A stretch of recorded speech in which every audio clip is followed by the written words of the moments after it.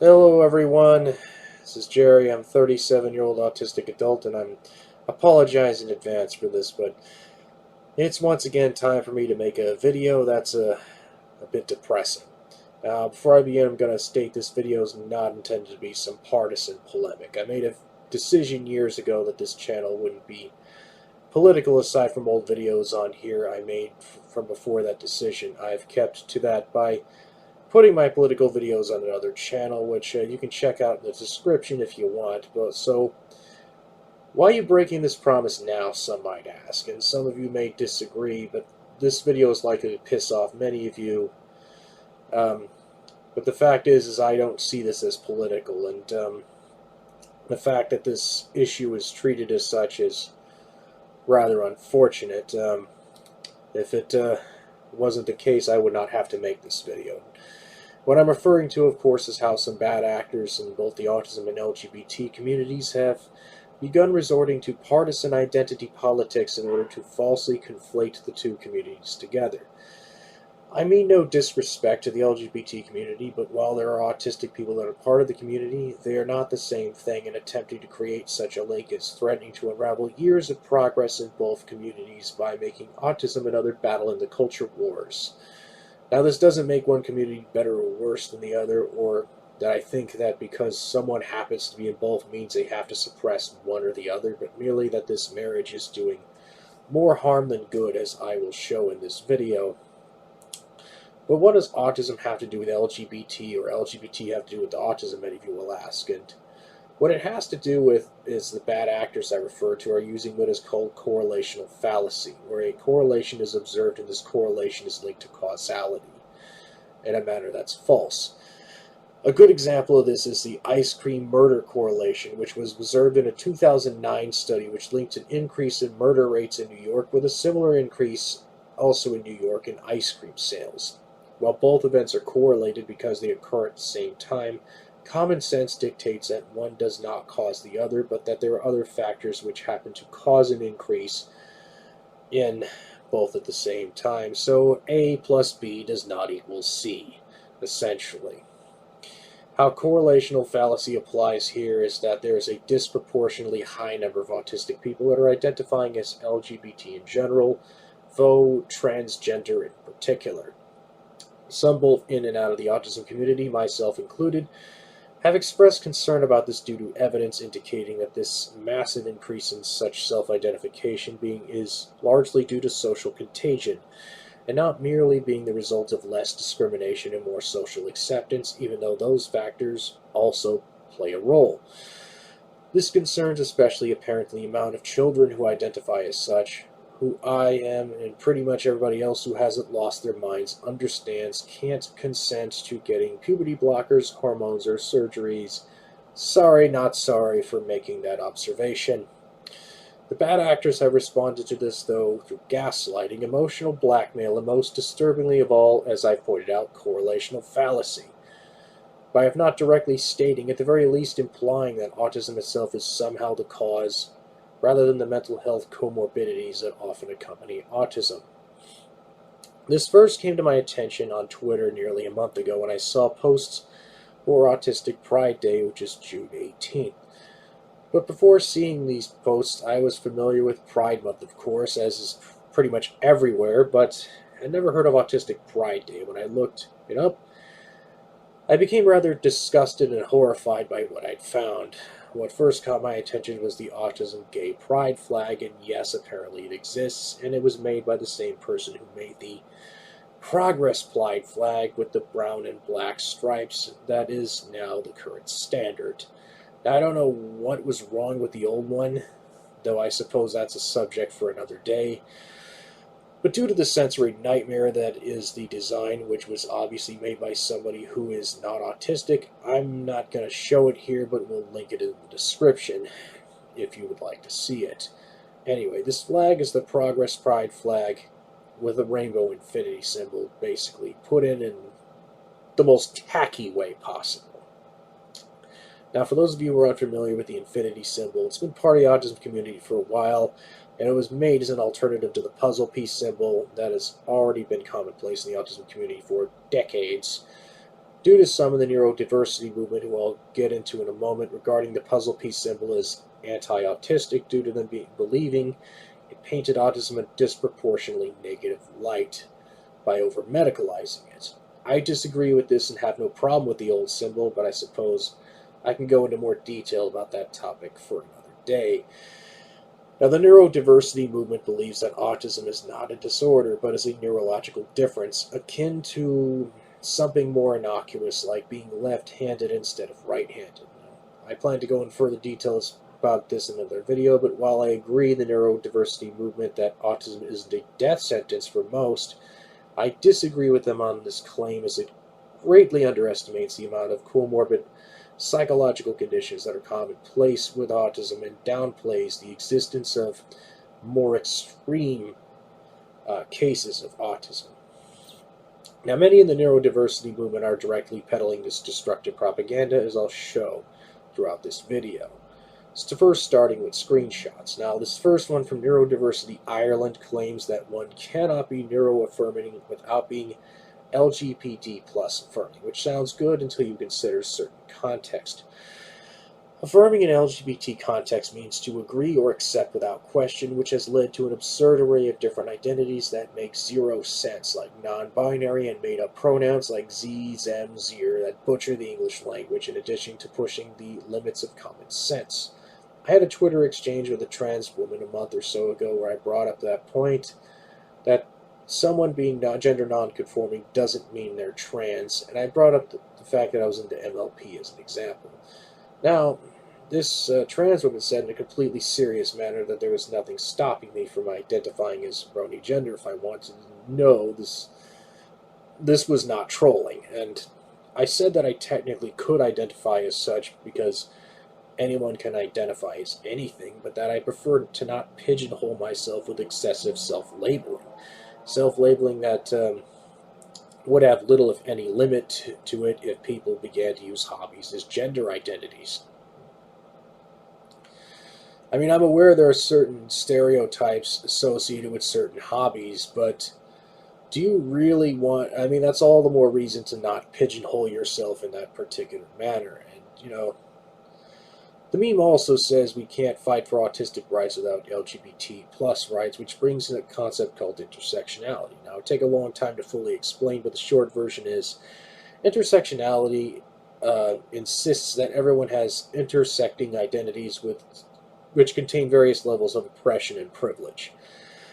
Now, it's true that the experience of certain people in their various roles in life can differ. The problem with intersectionality is that it has further normalized identity politics by creating a system of never-ending grievance. This claim also rather falsely assumes that everyone in the autism community must have the same opinions regarding these issues, when even many in that community have different opinions. There are some in the LGBT community that are referring to their community as the LGB community, with some doing so because they have animosity toward trans people, but also some that don't, but they still believe that they're a separate community altogether for, their own reasons. Now, what adds fuel to the fire are numerous people who are self-diagnosing as autistic because, it's what the cool kids do, apparently. Putting my own sarcasm aside, I understand, not everyone's able to get a official diagnosis as soon as ideal. Being diagnosed as an adult is still common. I've always found many of the self-diagnosed crowd to be an annoyance, but now my annoyance toward them is starting to boil over into disgust. And anyway, on to the next screenshot. I mean, this is the first time I've ever heard the term neuroqueer, and quite frankly, I feel like I lost almost 50 points on my IQ by coming across it.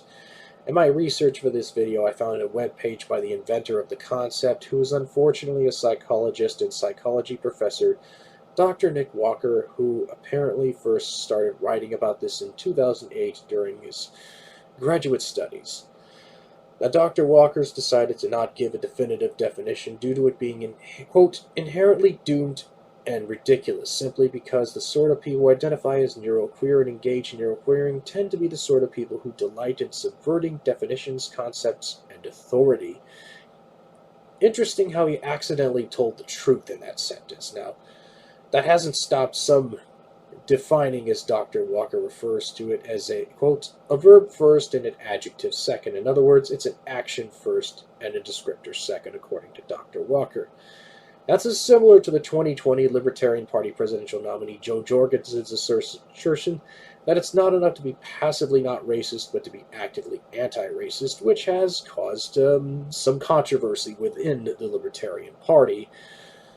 Although this is certainly not the time and the place to go into further detail on that. To put it another way, it's the queer theory way of saying that faith without works is dead, or at least that's how I have come to understand it. What I don't understand is no matter how much research I have done, I can't figure out what queer even means to begin with. And, when I was growing up in the 90s, it was regarded as a slur, but now it seems like a catch-all for anything that's not straight or quote-unquote cisgender, as they call it. To further obfuscate and combining with neurodiversity theory only serves to really muddy the waters that much more. To me, it just sounds like being different for the sake of being different.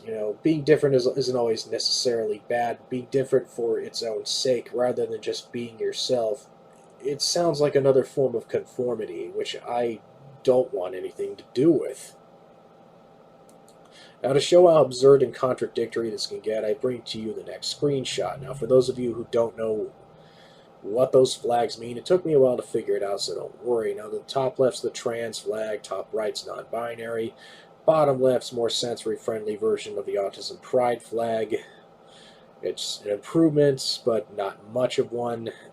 At least is less painful to look at. And the last one's the abrosexual flag. Abrosexual means, from what I understand it, that you differ in your degree of romantic interest and sexual attraction throughout your life, which really just sounds like living your life with extra steps to me.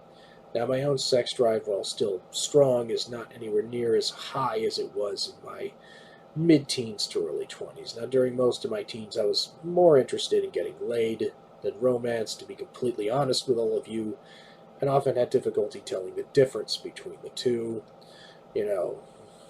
Partially due to having autism, making interpreting a lot of these differences much more difficult. Now, I'm still interested in sex now, but I'm more interested in romance now than any other time in life. Now, I could identify as such if I wanted.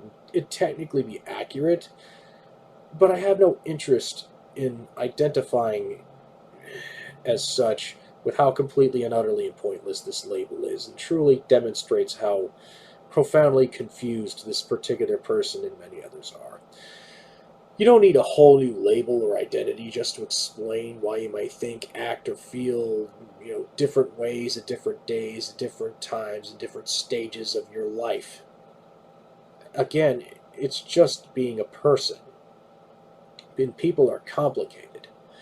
Now, to give another example of this, I'm going to discuss the term trans autistic, the definition of which is shown in this next screenshot. This definition is the most blatant example I found of correlational fallacy, and where we really get to the point. Now, only experiencing transness through the lens of an autistic person is particularly telling. Autistic people, especially autistic children, have trouble with social cues and thus often engage in behavior divergent from social norms. Now, in some cases, it can include behavior that falls outside of gender norms. Now, this in and of itself isn't always a bad thing, but what is a bad thing is this mentality is too far many these days have, where gender nonconformity and being trans are automatically assumed. Now, this can cause children, especially many autistic children, to think they're trans when most of them, statistically speaking, are not. Now, some of them might be gay or bi, some of them might not. The desistance rate for children and teens with gender dysphoria, assuming they let them go through normal puberty, is around 88%. Now, for criticizing this on Twitter, I've been accused of, among many things, believing that autistic people don't have self-agency, and I'd like to address that here. No child, autistic or not, has full self-agency for the simple reason that a child's brain is not yet fully developed. We used to agree on this as a society, but it seems we no longer do. Children can't smoke, drink, consent to sex with adults, or vote, but in certain states are allowed to engage in permanent medical procedures to make them appear as the opposite gender, in some cases without their parents' knowledge or consent. As for adults, most of them have self-agency and should be allowed to make their own decisions. In regard to autistic adults, the degree of self-agency is a tad more complicated because it varies depending on the degree of functioning. While terms like high functioning and low functioning are often overly simplistic, they can be a necessary evil for the purposes of shorthand. While autistic adults who are mentally capable of taking care of themselves should have the same legal rights as any other adult, medical professionals should use far more caution when dealing with autistic adults seeking gender affirming care, as they call it, while having enough sense to realize that it's not appropriate for children. Again, it's not appropriate for children ever. Now, even autistic adults can still have challenges. Many of them have trouble finding and maintaining gainful employment, for example, and many still require supports that are falling through the cracks, unfortunately. Now, speaking of falling through the cracks, much to my horror, most of the major autism charities have been hijacked by this destructive ideology. Now, part of the reason for this is due to what is called environmental social governance, or ESG as it's called for short. If you've ever wondered why so many corporations and charities have gone political and are committing suicide, essentially, such as Bud Light, for example, ESG is one of the main reasons for that. ESG is a de facto social credit system where corporations and charities are graded on how socially conscious they supposedly are. These scores are given out on supposedly neutral yet highly politically partisan pressure groups in order to control industries to advance their ideology under the guise of making these organizations more ethical. In addition to making nearly everything insufferable and pushing forth horrific ideas, this is heating up the cold civil war we as a country have been in since the mid-2010s. A cold civil war that may one day get hot, though that's another topic for another day, likely on my political channel. Now, none of this is more disturbing to me personally than the role of the neurodiversity movement, as few are able to do more damage to a cause or movement than bad actors within it. We've seen this in the civil rights movement with the rise of race pimps like Jesse Jackson and Al Sharpton, as well as the advocation of looting and rioting by the Black Lives Matter organization, as well as corruption such as money laundering within that same organization. We see groomers using the LGBT community as a human shield to prey on children, and now we're seeing this disturbing pattern within the autism community. I'm not suggesting everyone that leans to the left politically supports this. This video isn't meant to be a partisan polemic against Democrats or the left, but merely to express my concern at a cause I care about being hijacked by partisan ideologues that care more about their agendas than about helping autistic people. Truthfully, I've been planning a video similar to this for a while. Now, back when I was still on Facebook, before I got the perma-zug for reasons they still won't tell me, the incident that first told me we may have a problem. Maybe not with the LGBT stuff, but with other issues. Well, I guess a bit of both. Was this post on Facebook on Autism organization where a black trans woman makes this racist argument that could have come from a Klan member if you simply switched a few words around, because she didn't feel welcome at Pride events because there are allegedly too many white gay men in these organizations, as if this somehow was still the 1960s, because these gay white men supposedly have the most privilege within the LGBT community. I was shocked and horrified that an autism organization would post something not only so blatantly partisan, but also so vile, bigoted, and hateful. While this post was made back in 2017, whoever thought it was appropriate to post this, as well as the lunatics defending it, should all hang their heads in shame. The last straw for me was hearing some of these same arguments, or one similar, I suppose, being used against Temple Grandin, who became one of the first autistic people to really become a voice for the community, and so many in the community, including myself, have long looked up to her. And this particular incident of hate was in response to an article posted by Temple Grandin on another autism page that I followed at the time. Now, there's a lot to unpack here with this sentence, so let's break it down. Let's start with social. Temple Grandin has spoken a great deal about socialization of autistic children and autistic people in general, so I'm confused as to what basis there is for that complaint. As for romantic and sexual, Temple Grandin's well known for being asexual and not interested in romantic relationships.